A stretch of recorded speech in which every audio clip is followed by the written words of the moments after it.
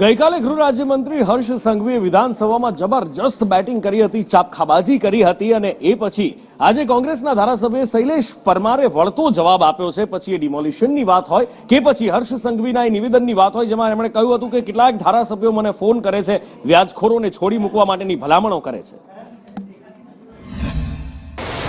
આરોગ્ય વિભાગમાં કામ કરતા કર્મચારીઓ જેને ભગવાનનું બીજું સ્વરૂપ કહેવામાં આવે છે, કોઈ પણ માણસ બીમાર પડે તો જરૂર આરોગ્ય વિભાગની પહેલી પડતી હોય છે।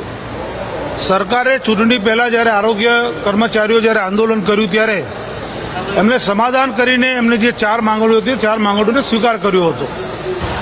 2 વર્ષ કરતાં પણ વધારે સમય થઈ ગયો પછી પણ સરકારે એ માંગણીઓનો સ્વીકાર કર્યો નથી। માટે ભારતીય જનતા પાર્ટીની આ સરકાર વચનો તો ચોક્કસ આપે છે, સમાધાનો ચોક્કસ કરે છે, પણ એનો અમલ કરતી નથી। અને આજે જે રીતે કર્મચારીઓ પોતાની માંગ માટે રજૂઆત કરી રહ્યા હોય ત્યારે પોલીસ દ્વારા તેમની જે ધરપકડ કરવામાં આવે છે એ વાત પણ બિલકુલ અયોગ્ય છે।